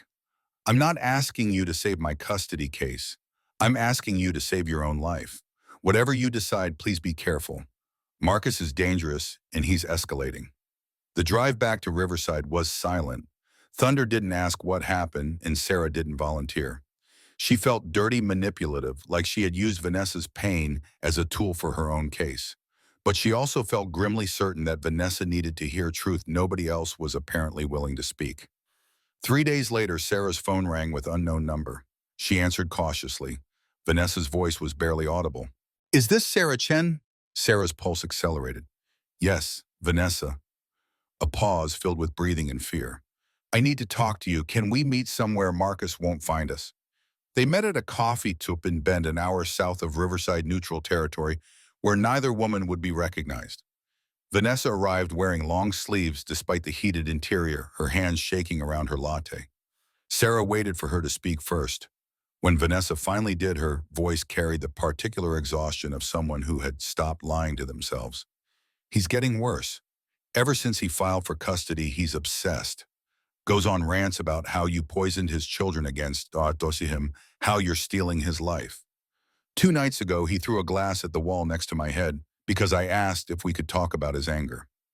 She pulled up her sleeve, revealing dark bruises in the shape of fingerprints. He did this yesterday when I said maybe he should consider therapy. Grabbed my arm and twisted until I apologized for suggesting he needed help. Sarah's hands clenched. You need to leave him, Vanessa. Today. Right now. Come back to Riverside with me. We'll get you into Haven House. Vanessa shook her head. I can't just leave. Marcus will come after me. He knows where my parents live, where my sister works. He's threatened them before when I tried to break up with him. Sarah felt sick. Marcus's playbook never changed, just the names of his victims. Then we get you protection, restraining order, police involvement. Patricia Lynn, the lawyer I told you about, she can file emergency protective order this afternoon. Vanessa's tears finally spilled over. If I testify against him in your custody case, will that help? Will it show the judge who Marcus really is? Sarah wanted to say yes, but honesty mattered more than strategy. It might, but Vanessa, you don't testify for my case. You testify to protect yourself. Getting Marcus on record as abuser in family court creates paper trail that protects you later. Vanessa pulled out her phone with trembling hands. I have recordings, video of him destroying things in rage, audio where he says, He doesn't actually want the kids, he just wants to watch you suffer. Photos of injuries, text messages where he threatens me. Is that enough? Sarah's breath caught. That's more than enough. That's everything. They called Patricia from the coffee shop. The attorney drove to Bend within the hour and spent 3 hours with Vanessa documenting abuse, filing restraining order paperwork, arranging temporary housing at Haven House. By evening, Vanessa had packed essentials from her apartment while police stood guard and was ensconced in a private room where Marcus couldn't find her. That night, Sarah lay awake in her apartment, listening to Mia and Jake's steady breathing through the thin walls, and thought about the strange mathematics of survival. She had gone to Seattle to save her custody case. Instead, she had maybe saved Vanessa's life. The two things weren't mutually exclusive, but the moral weight felt complicated. Thunder had been right about something, though. Sometimes the people who save us are the ones who remember when no one saved them. Sarah had survived Marcus, and that survival meant she could recognize the signs in someone else. Could offer Vanessa the lifeline nobody had offered Sarah until it was almost too late. The following morning brought unexpected crisis. Sarah's shift at Dr. Torres's clinic was supposed to end at 5 but ran late when a patient needed urgent care. It was nearly 6 when she emerged into the parking lot and found Marcus waiting beside her car. Her entire body went rigid. The restraining order prohibited him from coming within 500 feet. Being here was violation that could land him in jail. But Marcus didn't seem to care, his face twisted with rage that Sarah recognized as preceding violence. You turned Vanessa against me. You went to Seattle and poisoned her mind just like you poisoned my kids. Sarah kept her keys clutched in her fist, positioned to use as weapon if necessary. Vanessa left you because you're abusive. I just showed her she had options. Marcus advanced. You destroyed my life. First you cost us the house with your moral crusade at the hospital. Then you took my children. Now you're trying to take Vanessa. You're a cancer, Sarah. You ruin everything you touch. His hand came up and Sarah braced for impact, but thunder appeared from nowhere, his truck screeching into the parking lot, his massive frame positioning itself between Sarah and Marcus before fists could connect. Thunder's voice was deadly calm. Step back, Marcus, right now. Marcus recognized him from news coverage, the famous wrestler from Riverside. His bravado faltered, but rage pushed him forward. This is between me and my wife. Thunder's correction was sharp. Ex-wife, and you're in violation of restraining order. I've already called police. You touch her, you don't wait for police. You deal with me. Marcus made the catastrophic mistake of swinging at Thunder. The wrestler caught his fist midair and twisted, applying pressure that brought Marcus to his knees with a yelp of pain. Thunder held him there, not increasing force, but not releasing either until Officer Rodriguez arrived with lights flashing. Rodriguez took in the scene with weary recognition. Mr. Chen, you're under arrest for violation of restraining order and attempted assault. You have the right to remain silent. As Marcus was led away in handcuffs, still shouting threats, Thunder turned to Sarah. You okay? Sarah nodded, but her hands wouldn't stop shaking. How did you know to come here? Thunder's expression was gentle. I've been keeping an eye on clinic parking lots since you started working. Figured Marcus might try something once he found out where you were employed. Guess I figured right. Sarah felt something shift in her chest. This man who had saved her 3 times now, who asked for nothing in return, who simply showed up when she needed protection.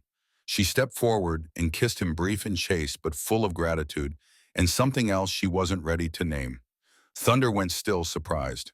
When she pulled back, his eyes held questions he didn't voice. Sarah's voice was soft.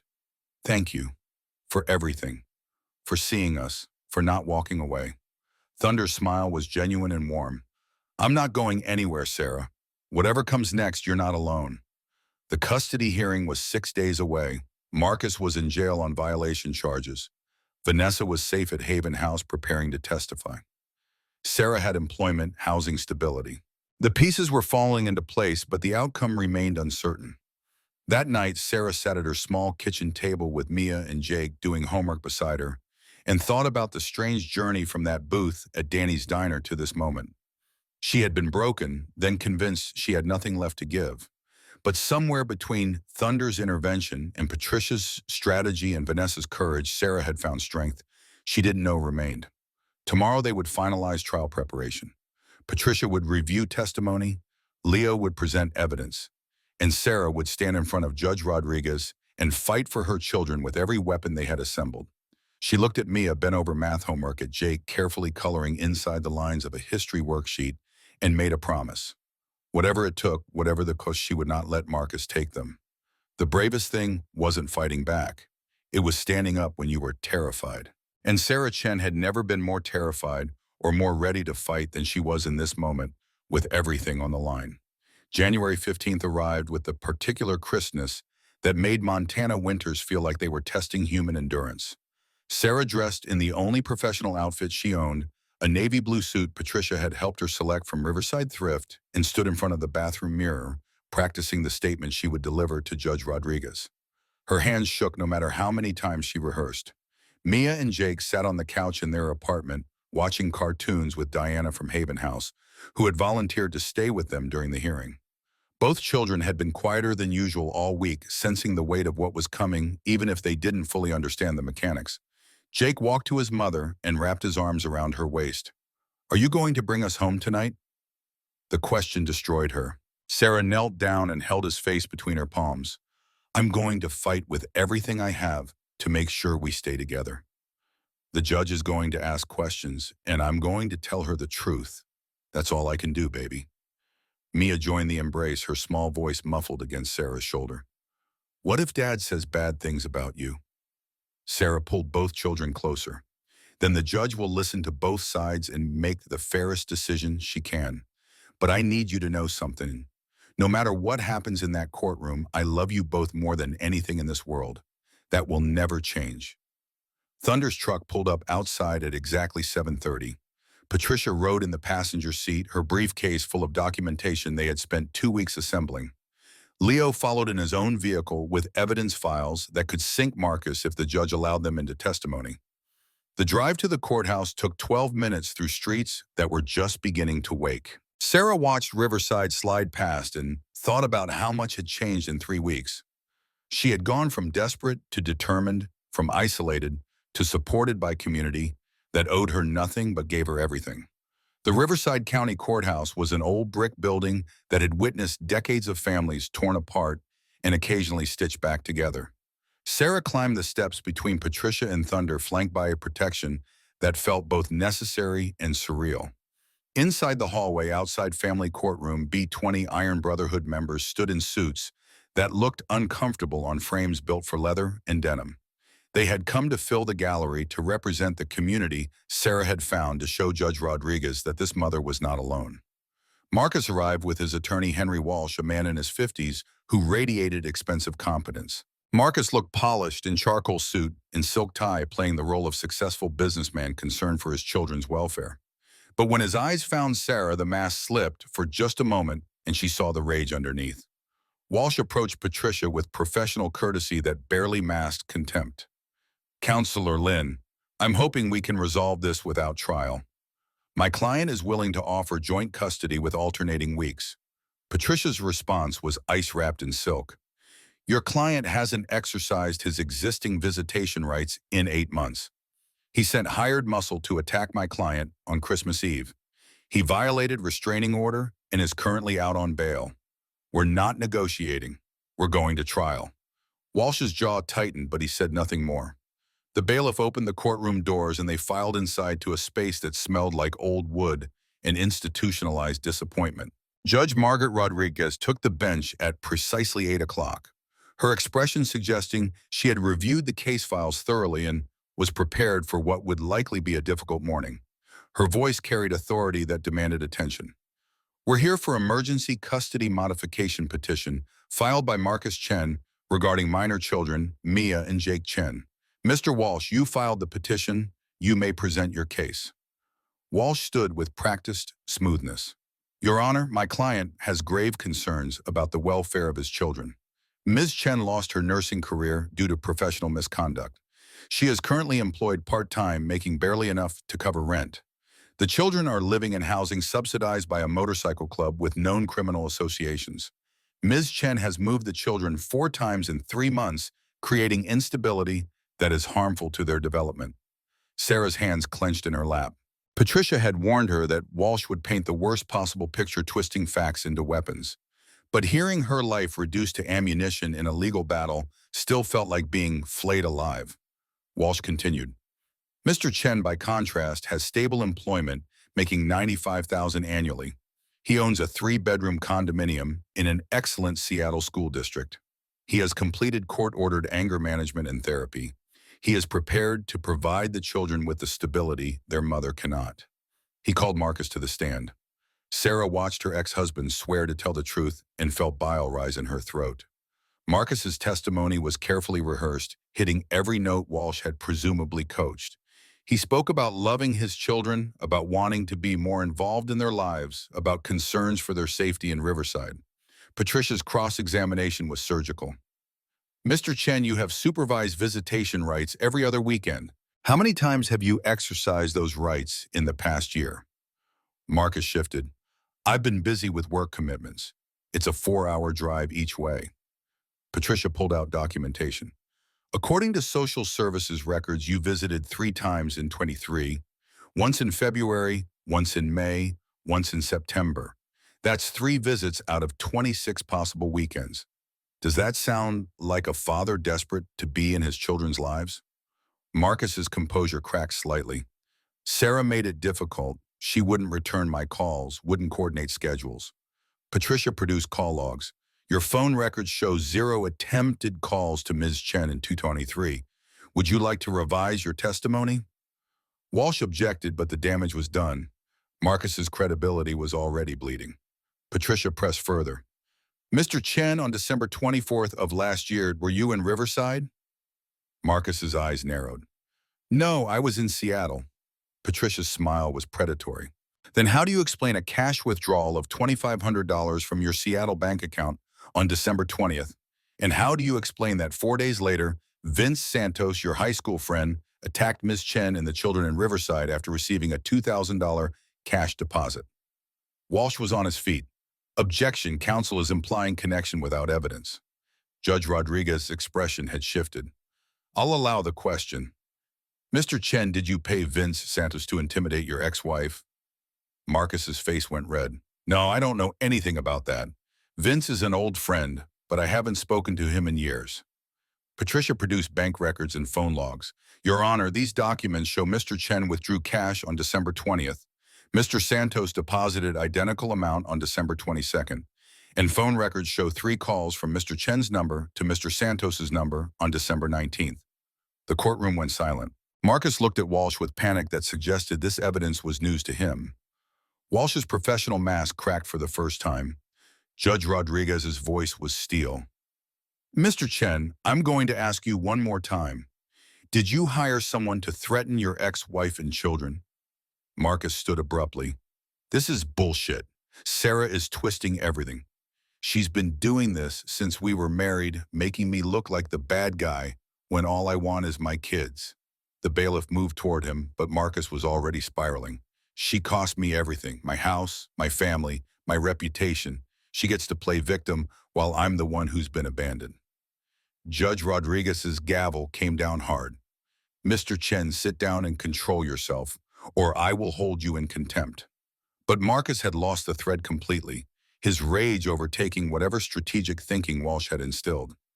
You think you can take my children? They're mine, I have rights. You can't just... The bailiff was beside him now. Hand on his arm, Marcus shoved him hard enough that the bailiff stumbled. 2 more court officers moved in and Marcus swung wildly, connecting with one officer's jaw before they tackled him to the ground. Sarah watched in horror as the man she had once loved was restrained with handcuffs, still shouting incoherently about his rights and Sarah's betrayal. Judge Rodriguez's expression had gone from stern to furious. Mr. Chen, you are in contempt of court. Bailiff, remove him. Mr. Walsh, your client, just assaulted a court officer in front of me. This hearing is over. Walsh looked like he wanted the floor to swallow him. Your Honor, I apologize for my client's behavior. If I could request a brief recess, Judge Rodriguez cut him off. No recess, Miss Lin, call your witnesses. Patricia stood smoothly, having apparently anticipated this exact scenario. The petitioners called Vanessa Reed. Vanessa entered from the hallway where she had been waiting. She looked terrified but determined, wearing a simple dress that showed healing bruises on her arms. She took the stand and swore her oath with a voice that shook but held. Patricia's questions were gentle but direct. "Ms. Reed, how do you know Marcus Chen?" Vanessa's voice was barely audible. "He's my boyfriend, or he was. We've been together 8 months." Patricia continued. "Can you describe the nature of your relationship?" Vanessa took a breath.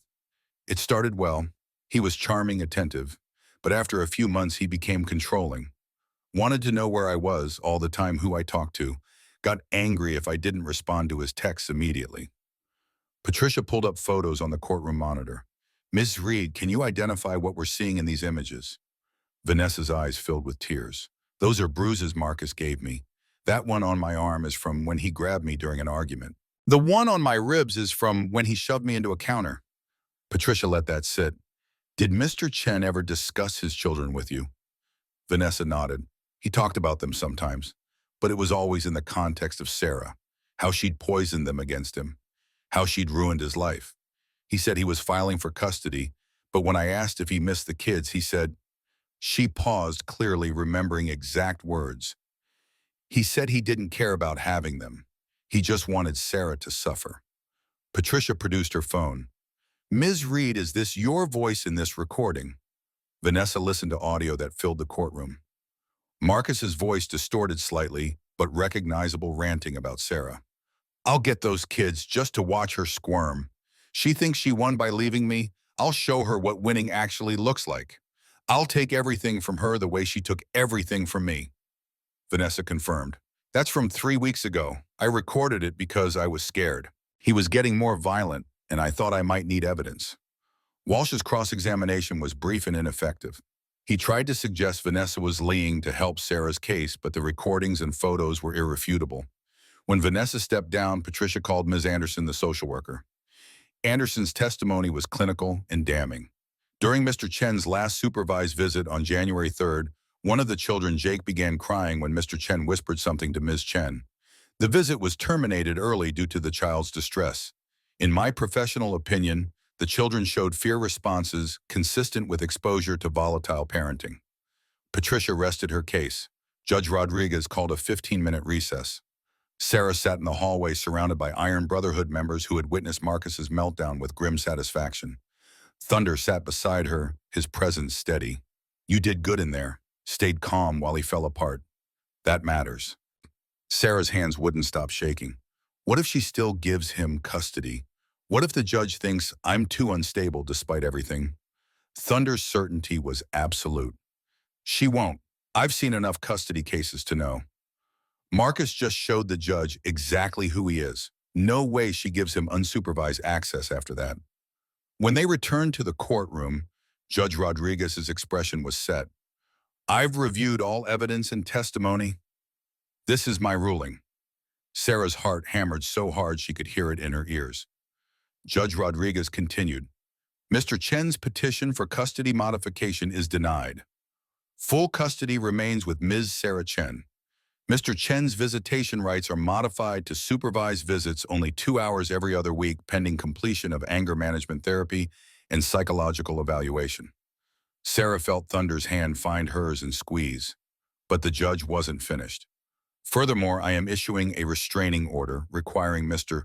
Chen to maintain 500 feet distance from Ms. Chen except during his supervised visits. This order is effective immediately and will be reviewed in 12 months. Mr. Chen's behavior in this courtroom demonstrates clear inability to control his anger and poses potential danger to the children." Rodriguez looked directly at where Marcus sat with his attorney, his hand still cuffed.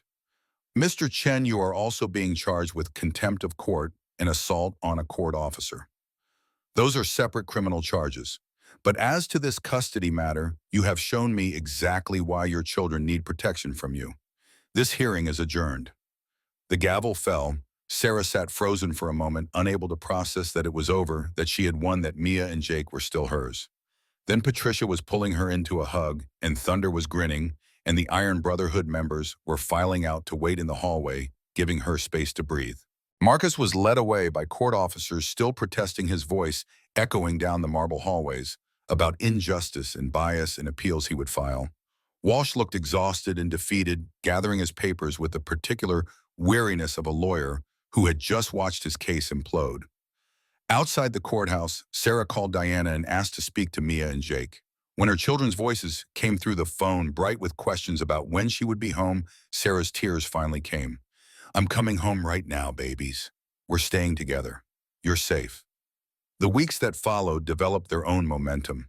Marcus remained in custody on the contempt and assault charges, unable to make bail after his courtroom outburst had been captured by court cameras and gone viral online. His employer in Seattle placed him on administrative leave pending resolution of criminal charges. His carefully constructed life was unraveling in real time. Vanessa moved from Haven House into her own apartment, with restraining order keeping Marcus away. She joined a support group for domestic violence survivors and slowly began rebuilding confidence that Marcus had systematically destroyed. She and Sarah developed a friendship built on shared trauma and mutual understanding of what it meant to escape. Sarah settled into routine at Dr. Torres' clinic, her skills sharpening with daily use. The patients were mostly low-income families who reminded Sarah of her own struggles, and she found purpose in helping them navigate systems designed to be impossible. Torres observed her work and began trusting her with more complex cases, acknowledging skills that went beyond medical assistant training. 3 months after the custody hearing on a Tuesday that felt like any other, Sarah received certified letter at the clinic.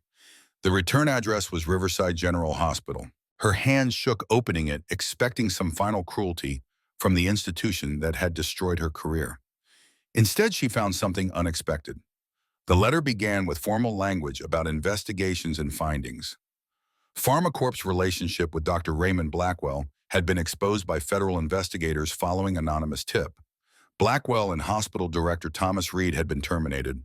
The hospital board had completed review of Sarah's whistleblower complaint and determined her firing had been retaliatory and unjust.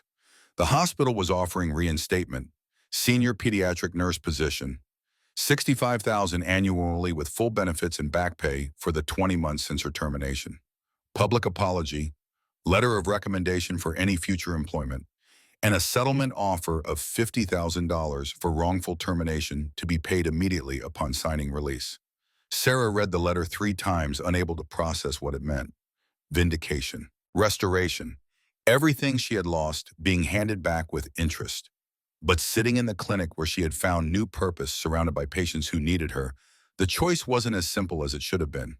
Dr. Torres found her in the break room, staring at the letter. Bad news. Sarah handed it over. Torres read quickly, her expression cycling through surprise and satisfaction.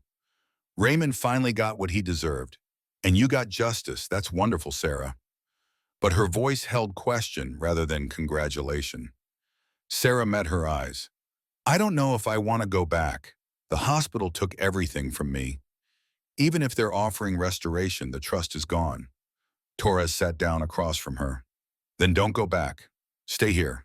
I'll match their salary and benefits. We serve people who actually need us, not people who can afford to shop for health care. That matters." Sarah felt something settle in her chest. "What about the settlement? $50,000 would change everything for me and the kids." Torres' smile was knowing. "Take the settlement, make them pay for what they did to you. Donate some to Iron Brotherhood if you want to give back. Use the rest for security for Mia and Jake's future. But don't let their money buy back the career they stole. Build something new instead." The decision crystallized. Sarah accepted the settlement but declined reinstatement. She negotiated with Riverside General's legal team for the apology to be public and the recommendation letter to acknowledge her whistleblowing as ethical action rather than misconduct. The hospital agreed, desperate to avoid federal investigation into their retaliation practices. Sarah donated $25,000 to Iron Brotherhood's Haven House Fund, invested $20,000 in education accounts for Mia and Jake, used the remaining $5,000 to furnish her apartment properly, and build emergency savings that meant never again counting dollars in a diner. Her relationship with Thunder developed, slowly built on friendship that gradually deepened into something more. He was patient with her trauma responses, never pushing for more than she could give, understanding that healing couldn't be rushed. 6 months after the custody hearing, they had their first official date at Danny's Diner, where everything had begun. They sat in the same booth where Sarah had once ordered one soup for 2 children. This time they split a pizza and laughed about Thunder's terrible taste in movies and Sarah's inability to understand wrestling storylines that he swore made perfect sense. When he walked her to her door afterward, she kissed him with intention rather than gratitude, and the difference mattered. Marcus served 90 days for contempt and assault on the court officer. Upon release, he was required to complete intensive therapy and anger management before being allowed even supervised visitation. He attended exactly 2 sessions before disappearing from the system, entirely moving to California and abandoning his parental rights through simple absence. Mia and Jake thrived without his shadow over their lives. They made friends at school. They stopped flinching when doors slammed. They laughed without checking first to see if laughter was permitted. They became children again, instead of small soldiers navigating a war zone. Sarah expected to feel relief when Marcus stopped trying to contact them. Instead, she felt grief for the father her children deserved, but would never have for the man Marcus could have been if he had chosen healing over rage. Then on Christmas Eve, exactly 1 year after Thunder had paid their dinner bill and changed the trajectory of their lives, Sarah received an unexpected call. The number was unknown, but something made her answer. Marcus's voice was different, quieter, stripped of the bravado and rage she had learned to anticipate. "Sarah, it's Marcus. Please don't hang up." Every instinct screamed to disconnect, but curiosity won. "What do you want?" A long pause filled with breathing and what sounded like genuine emotion. "I'm in California. I've been in therapy, real therapy this time. I listened to the recording Vanessa played in court, the one where I said I didn't care about the kids, just wanted you to suffer." His voice broke. "I heard myself and I didn't recognize that person. Or maybe I did, and that's what scared me. I was a monster, Sarah. To you, to Vanessa, to our children, and I need you to know I'm sorry." Sarah's grip tightened on the phone. "You put me through hell. You terrorized me and tried to take my children. You hit me and choked me and made me believe I was worthless. Sorry doesn't fix that." Marcus's response was immediate. "I know. I'm not asking for forgiveness. I don't deserve it. I'm just saying I'm sorry because you deserve to hear it. And I want you to know I signed paperwork yesterday terminating my parental rights. You'll get the legal documents next week." Sarah's world tilted. "You're giving up custody completely." Marcus's laugh was bitter. "I never deserved custody. I was a terrible father and a worse husband. The kids are better off without me, and we both know it. I'm not doing this for you. I'm doing it because it's the first unselfish thing I've done in years, and maybe it's a start toward being someone who isn't a complete piece of shit." The vulnerability in his voice was new. Sarah didn't trust it, but acknowledged its existence. "What do you want from me, Marcus?" Another long pause. "Nothing. Absolutely nothing except for you to believe that I'm trying. I'm in therapy 3 times a week. I'm volunteering at a domestic violence shelter, teaching anger management from the perspective of someone who was the abuser. I'm trying to break the cycle I grew up in and perpetuated." Sarah thought about grace and second chances and whether people who had done terrible things could genuinely change. "I hope you succeed. I hope you become the person you should have been. But Marcus, I can't be part of that journey. My healing requires you staying away from me and the children." Marcus's agreement was swift. "I understand. I'm not asking for contact. I just wanted you to know I'm facing what I did, and that Mia and Jake deserve better than I could ever give them. Tell them," his voice cracked completely, "tell them their dad loved them but wasn't capable of showing it the right way, and that I hope someday they can be happy." The call ended. Sarah sat in her living room with phone in hand and tried to process what had just happened. Part of her wanted to believe Marcus was genuinely changing. Part of her knew that abusers often cycled through remorse as manipulation. But the legal termination of rights would free her and the children from his shadow permanently. She told Thunder about the call that evening. He listened without interruption, his expression thoughtful. "People can change. I've seen it happen, but you're right not to trust it yet. Let his actions over years prove whether this is real or just another phase." Sarah leaned into his steady presence. "When did you get so wise?" Thunder's smile was self-deprecating. "I've been doing this work long enough to know that hope and caution aren't opposites. You can hope Marcus finds healing while protecting yourself and the kids from him. Both things can be true." Christmas Eve arrived with snow falling over Riverside exactly as it had 1 year prior, but everything else had transformed. Sarah had stable employment at a job she loved. She had an apartment that felt like home. She had a relationship with Thunder that was built on mutual respect rather than control. She had children who slept without nightmares and laughed without fear. Iron Brotherhood organized their annual Christmas celebration at Danny's Diner, a tradition that had started with Sarah's family and expanded into community event. The restaurant was packed with families from Haven House, former residents who had rebuilt their lives, volunteers who made the shelter possible, and the Brotherhood members who protected them all. Sarah sat in the same booth where she had once counted $23 and wondered how she would feed her children. This time, Mia and Jake sat across from her, healthy and happy, arguing over whether they wanted burgers or pizza, while Thunder refereed with exaggerated seriousness. Patricia was there with her own children, successful attorney who had survived her own abuse and now dedicated her practice to helping others escape. Dr. Torres sat at the counter talking with Diana about expanding Haven House to serve more families. Vanessa laughed with Leo about something while studying for the real estate exam she would retake now that Marcus's shadow no longer paralyzed her ambition. Danny himself appeared at their table carrying a tray laden with food Sarah hadn't ordered. Burgers and fries and milkshakes and bouillie, an echo of the meal Thunder had bought them a year ago. Danny's weathered face held quiet satisfaction. On the house, anniversary of the night that started all this. Thunder tried to protest, but Danny cut him off. You paid for their meal last year and it changed everything. Let me return the favor. He walked away before they could argue. Sarah looked around the diner at the community that had assembled from nothing but people choosing to show up for each other.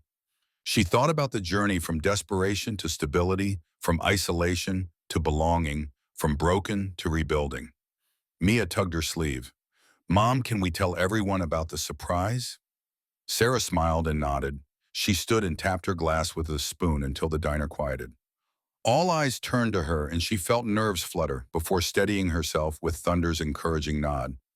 A year ago, I walked into this diner with my children and $23 trying to figure out how to make that cover dinner. I was unemployed, about to lose my apartment, terrified of my ex-husband, and convinced I had failed as a mother. Her voice strengthened. Then a stranger paid our bill and our rent. Then that stranger and his brothers protected us from attack. Then this community surrounded me with support I didn't know existed. You gave me job and housing and legal help and childcare. You gave me hope when I had none left. Sarah pulled an envelope from her purse. I got a settlement from Riverside General for wrongful termination. The hospital that fired me for whistleblowing finally admitted they were wrong. Part of that settlement is going to a new program I'm establishing with Iron Brotherhood. She handed the envelope to Diana. This is $50,000 to create the Sarah Chen Medical Advocacy Fund. It will provide free healthcare navigation for Haven House residents. Help them understand insurance, access medications, advocate with doctors. Nobody should have to choose between medical care and feeding their children. The diner erupted in applause. Diana's eyes filled with tears as she pulled Sarah into a hug. Thunder stood beside her, his pride visible and unguarded. Mia and Jake beamed with the particular satisfaction of children seeing their mother honored. Patricia raised her glass. To Sarah, who turned her worst night into hope for hundreds of families. The toast echoed through the diner. Sarah sat back down, feeling overwhelmed by the weight of community support and the knowledge that sometimes the darkest moments led to the most meaningful transformations. She looked at Thunder and saw the man who had recognized his mother's pain in a stranger's face and chosen to intervene. She looked at her children and saw a resilience that proved trauma didn't have to define you. She looked around the diner and saw a proof that family could be built from choice rather than obligation. Danny appeared again, this time carrying a small bronze plaque. We're installing this on your booth, so everyone knows what happened here. Sarah read the inscription through tears. The Hope Booth, where strangers became family and one act of kindness changed everything. Christmas Eve, 23. Thunder's arm came around her shoulders. You changed more than you know. Every woman who walks into Haven House sees your story and knows escape is possible. Every kid in our program sees Mia and Jake thriving and knows they can survive too. You're not just a success story, you're a roadmap. Sarah leaned into him and let herself feel the full weight of the year. The terror of that Christmas Eve attack, the agony of the custody hearing, the vindication of winning, the slow, careful reconstruction of life from ruins. She thought about Marcus somewhere in California, attempting his own reconstruction, and hoped it was genuine, but knew her healing didn't depend on his. Mia's voice interrupted her thoughts. Mom, Uncle Thunder said you guys have news. Sarah exchanged glances with Thunder. They had planned to wait until after the holidays, but the moment felt right. Thunder pulled a small box from his pocket, and Sarah's breath caught. He didn't kneel, didn't make a spectacle, just opened the box to show a simple ring and ask the question that mattered. Sarah Chen, you're the strongest person I know. You fought for your children, rebuilt your life, and turned your pain into purpose. Would you let me be part of that? Marry me? Sarah's yes came instantly. No hesitation, no fear. Just certainty that this man who had saved her family and asked for nothing in return was someone she wanted to build a future with. The diner erupted in cheers as Thunder slipped the ring onto her finger and kissed her while Mia and Jake bounced with excitement. Patricia appeared beside them with champagne materialized from nowhere. To new beginnings and chosen family. The celebration continued late into the night. Somewhere in the festivities, Sarah found herself alone at the window watching snow fall over Riverside. The town still struggled economically. The mill was still closed. Half of Main Street remained empty. But in this diner full of people who had chosen to show up for each other, Sarah felt something that transcended material prosperity. Thunder found her there. You okay? Sarah nodded. I was just thinking about a year ago how desperate I was, how certain I was that we wouldn't make it. Thunder's hand found hers. But you did make it. You survived. Sarah turned to face him. We survived. I couldn't have done it alone. That's what I've learned this year. Strength isn't about being independent. It's about being brave enough to accept help when you need it and strong enough to help others once you can. Thunder pulled her close. My mom used to say something similar. She'd say that sometimes the people who save us are the ones who remember when no one saved them. You were my chance to do for someone else what I couldn't do for her. And now you're doing the same for other families. That's how healing works. It ripples outward. They stood together watching snow blanket Riverside in white silence, while behind them the diner hummed with laughter and hope in the particular warmth of community celebrating survival. Sarah thought about that phrase, healing ripples outward. She had been drowning a year ago and strangers had thrown her a lifeline. Now she was throwing lifelines to others, creating chains of rescue that extended far beyond her individual story. Mia and Jake appeared ready to go home. They bundled into coats and said goodbyes to the assembled crowd. As they left the diner, Sarah paused to touch the new plaque on their booth, the Hope Booth, where strangers became family. The walk home took 15 minutes through streets that were safer now, not because Riverside had changed, but because Sarah had. She wasn't looking over her shoulder for threats. She wasn't calculating whether she could afford tomorrow. She was simply walking with her children and the man she loved through snow that felt gentle and clean. At home, Sarah tucked Mia and Jake into bed, kissing foreheads and listening to prayers that included gratitude for Uncle Thunder and Aunt Patricia and everyone at Haven House. When they slept, she joined Thunder on the couch where he had built a fire that warmed the small apartment. I have something for you, Thunder said, pulling out a worn envelope. Sarah opened it to find a photograph that made her breath catch. Thunder's mother, young and tired, standing beside teenage Thunder outside a diner remarkably similar to Danny's. The resemblance in her expression to the desperation Sarah had felt a year ago was striking. Thunder's voice was rough with emotion. My mom died thinking she'd failed me. She never got to see that her struggle taught me empathy, that watching her suffer made me into someone who refuses to let other people suffer the same way. I keep this picture to remind me why I do this work.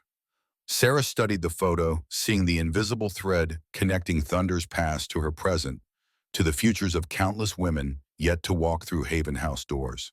Your mother didn't fail you. She gave you the greatest gift possible. She taught you that kindness matters more than comfort, that showing up is more important than having all the answers. Thunder pulled Sarah close. She would have liked you, would have recognized the same strength in you that got her through every impossible day. They sat together watching fire burn low, while outside Riverside slept under its blanket of snow. Sarah thought about cycles and patterns and how pain could transform into purpose when people chose healing over bitterness. She thought about Marcus attempting redemption in California and hoped he succeeded while knowing her freedom didn't depend on his growth. She thought about Vanessa building new life from ashes, and Patricia fighting daily battles in family court, and Diana shepherding broken families toward wholeness. Most of all, she thought about Mia and Jake sleeping peacefully in bedrooms that were truly theirs, growing up with the knowledge that their mother had fought for them and one that love meant protection, not control. That family was something you built through choice and commitment rather than something you were simply born into. The bravest thing isn't fighting back. It's standing up when you're terrified. Sarah had stood up in that courtroom and told her truth, had stood up when Marcus tried to take her children, had stood up against a hospital that tried to silence her. And in standing up, she had discovered she was stronger than every force that tried to break her. Thunder stirred beside her. "What are you thinking about?" Sarah smiled. "I'm thinking about hope. Real hope, not the desperate kind I had a year ago, but the earned kind that comes from surviving. Things you weren't sure you could survive. I'm thinking that sometimes the coldest nights lead to the warmest mornings. That strangers can become family when they choose to show up. That one act of kindness can become a lifetime of hope." Thunder kissed her forehead. "And that you can fly even when the world tries to clip your wings." Sarah leaned into him and let herself feel the full weight of joy that came from making it through the fire. Tomorrow she would go to work at the clinic. She would help families navigate systems designed to be impossible. She would continue building the advocacy fund that would help others the way she had been helped. She would plan a wedding with Thunder and raise her children and live a life defined by choice rather than circumstances. But tonight, in this moment with fire crackling and snow falling, and the man she loved beside her, Sarah Chen, allowed herself to simply be, to exist without fear or calculation or the weight of survival mode, to breathe freely for the first time in years and know with absolute certainty that she was exactly where she needed to be. The snow continued falling over Riverside, covering scars and mistakes and the evidence of struggle in white silence. In the morning it would melt or be plowed away, making room for new days and new challenges. But the hope that had been built in Danny's diner would remain solid and unshakable proof that sometimes when you've lost everything, you find what you really needed all along. People who show up, people who stay, people who prove that love is a choice and choosing each other is the greatest gift of all. Family looks out for family even when that family is built from kindness between strangers on the coldest night of the year. And sometimes when you're brave enough to accept help and strong enough to pass it forward, you discover that healing doesn't just save you. It ripples outward, touching lives you'll never meet, creating chains of rescue that extend far beyond what you can see. Sarah closed her eyes and let herself drift towards sleep, secure in the knowledge that Mia and Jake were safe, that Thunder was beside her, that community surrounded her, and that tomorrow held promise instead of terror. She had survived. More than that, she had transformed survival into purpose, pain into advocacy, brokenness into strength that helped others find their own way through darkness. The fire burned low, the snow fell soft, and in a small apartment in Riverside, Montana, a family built from choice rather than blood slept peacefully, proving that sometimes the greatest miracles are the ones we create ourselves by refusing to give up, by accepting help when offered, and by choosing again and again to show up for each other no matter what the cost.